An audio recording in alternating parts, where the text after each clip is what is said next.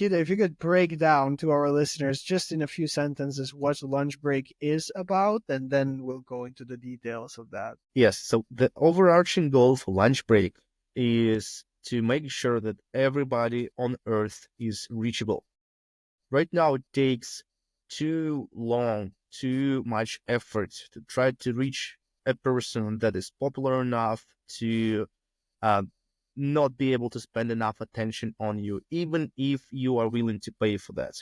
Currently, what people do to achieve that is to pay huge advertising agencies or advertising providers like Google, Facebook, Snapchat, Instagram, Meta, whatever. They pay money to buy this small fraction of attention from users that use their platforms. And users see literally 0 cents from that specific idea. What we propose is that you could pay people directly. Like instead of paying $5 for a person to click your link, you could just give them $5 and ask them to click the link or like check out your project, check out your product, or go try to see if they would want to use a coupon that you've provided them with. Trying to remove it's a cliche, but trying to remove middle people between like the consumer that attention of whom we are trying to buy and the person who is or a company or corporation that is trying to buy that specific attention. It works for small people who are not small people, for people who are who don't have like a large following. Like I am, even though I have a large following, I have been in tech for more than a decade, and my LinkedIn is completely swamped with the recruiters. They're trying to, even though I don't have like open job offers or whatever, they've been spamming me like 10, 20, 50 messages a day from a variety of different recruiters. Like, hey, do you want to try out at this company? And there are so many messages, I honestly cannot keep up, so I don't read them anymore. Um, Now, if they paid me $10 per message, I might have reconsidered my choice. Or it works for like huge influencers, so even people who are very popular. Like, would you message Bill Gates?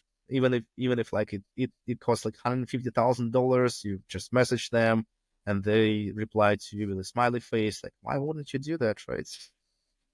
Yeah, but also like looking at it from that perspective, like looking at it from a grand scheme of things, it could resolve one quite a big problem. And coming from a marketing background, like concept of spamming and doing more and more and more out there, like launching cold email campaigns where you email 10,000 people a day, 100,000 people a day, but not considering the fact that these people, just as you said, you're getting bombarded by recruiters every single day.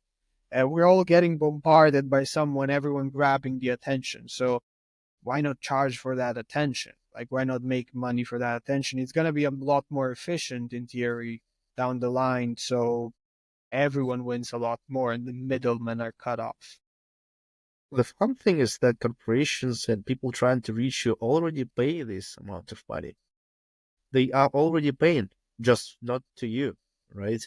Um, so there is that large portion of the market, the demand side that is trying to reach you, that is already paying to reach you, and there is that supply side, you trying to basically sell your attention for dollars. Yeah, exactly. You're cutting off, in one sense, this could cut off like also the big, massive corporations that are also charging, like they're making, as you said, like this amount of money, but they're not giving you anything. In fact, they're just taking from you. They're even taking your attention. They're even peace of mind. Let's go a bit darker over there. I'm really curious because you had a few iterations with Lunch Break. You also had quite a big launch recently.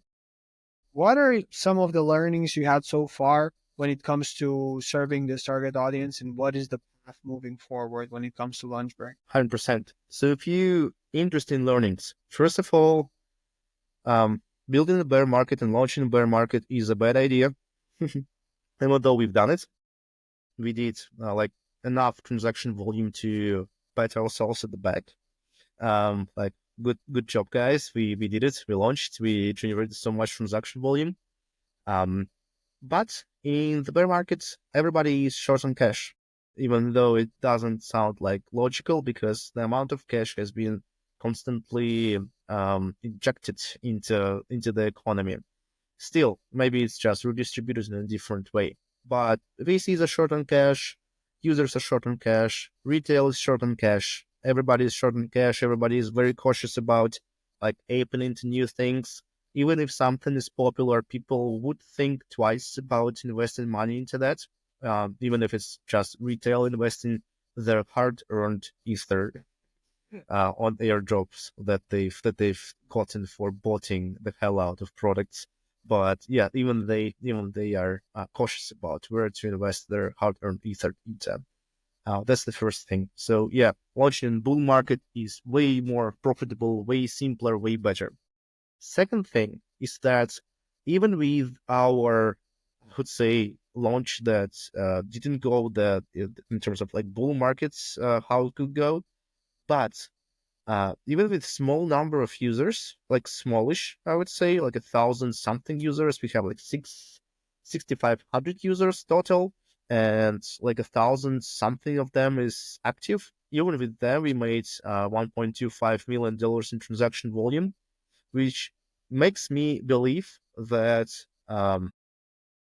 TVL of a single crypto user with at least some money in their wallet is huge. And that's partially why in 2021 companies had 100x the multiplier in terms of how many users they had in Web3 as compared to Web2.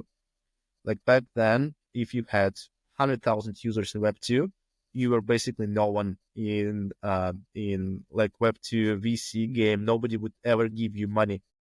Now, if you had 100,000 users in Web3, that's a whole different thing. You're basically the king of the hill back then.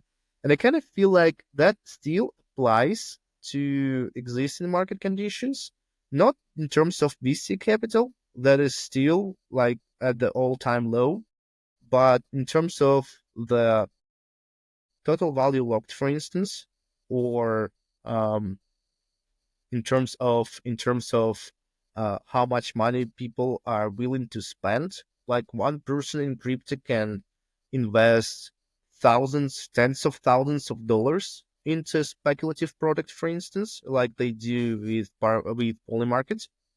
Uh, but at the same time, um, the crypto market is not that large. So you have to appeal to a very limited number of people on the market. So yeah, I guess crypto is just a bunch of rich dudes trying to make themselves even richer. That's quite a point. But one thing that you just mentioned previously, when it comes to like maybe launching during a bear market is not the best idea. But on the other side, it has its pros, don't you? Like in the sense of you have, if you can sustain that run rate, theoretically you might be a lot better prepared to grow during the bull market. And at the same time, you have a lot more knowledge, a lot stronger presence, and you might not get into lost into vanity because everyone throwing money at you during bull market. Just from my observation, like what do you think? And what are your observations on that regard? Like I'd love to hear that you have a lot more experience in that sense. Yeah, so except for a few companies, the longer you are on the market in crypto, the worse are your chances of making a hit. Crypto is all about crypto, like music industry. It's all about making hits. You have to create a product that is a hit from basically almost day one. The reason I'm saying that is that I can get my numbers wrong here, but if I remember correctly, Pump.fun um, made $100 million in revenue within the first, I think, 6 or 8 months of um, being out there, which is a world record for anything ever, like making this amount of money in this short of a time span after it launched. So I would say that building the bear market is kind of cool if you are trying to build an idea that is going to blow up, become a hit when you launch it into the bull market. But yeah, the longer you are on the markets, The more people see that your metrics are not going up, that you are not growing users, and in the bear market, it is very difficult to grow your transaction volume, to grow your user base. It is very difficult. It's like insanely difficult for some reason. So it's way, way better to try to build a product in stealth in bear market, preferably like 3 or 4 weeks before the bull market starts, so that you don't spend a year on it, and then launch it into the bull market and become a hit. Yeah, so crypto is a hit industry, in my personal opinion. Just like music industry, you have to become a hit or you become a miss. Like with lunch break, like so, what is your strategy on really navigating these times with lunch break and to hit that hit eventually? So our strategy with lunch break is a fewfold. Um, First of all, with lunch break, we are trying to iterate really quickly. We launched version 2, I think 2 months after we launched version 1, and it looked like very different from what we've built initially. Initially, we've leaned heavily into the utility base of it, into people messaging each other.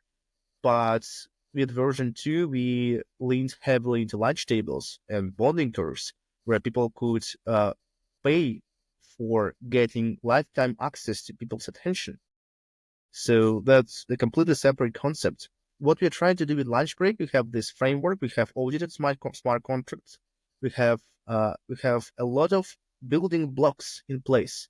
And what we're trying to do is to look at these blocks that we have and reshape it into, I don't know, if the next trend is giraffes, we are trying to reshape it into a giraffe. If the next trend is zebra, we are trying to reshape these blocks, Lego blocks, into zebra. Try to see like what sticks to the market.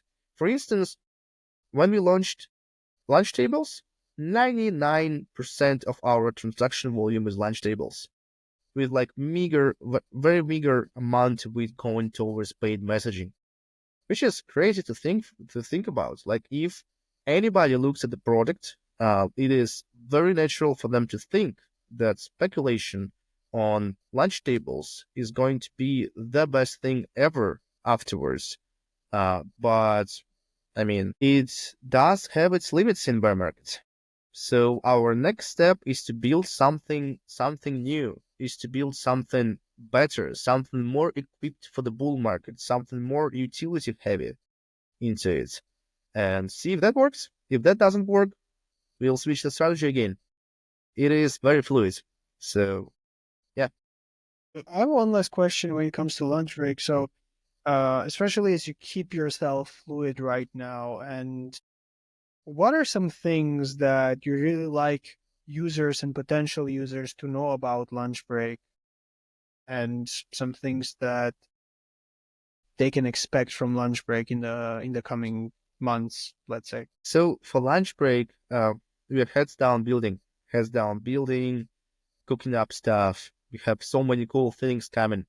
We have many directions we can be taken. We've selected a few, the most promising ones, to enter the bull market in as best of a shape possible.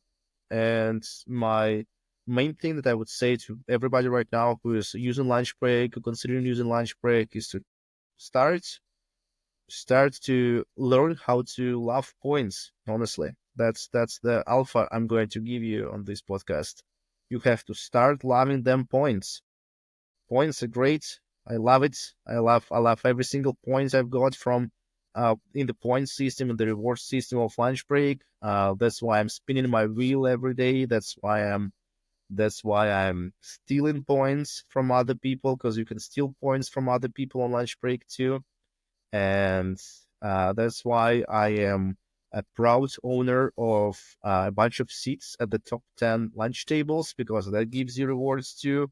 And that's why I'm shilling lunch break, the hell out of lunch break, all over the internet. That's why I'm one of the most people with number of referred people on the platform. So we have so many things coming up. Unfortunately, I cannot disclose a lot of them because there is a bunch of moving parts, including talking to potential VCs, including talking to potential future, would say, customers of the lunch break that we have to maintain some level of mystery. Yeah, you have to maintain the level of mystery, but that's some amazing alpha over there. Like, so for whoever is using a lunch break or planning on using a lunch break, that focus on the points. Yeah, you use it or lose it. Yeah, that's right.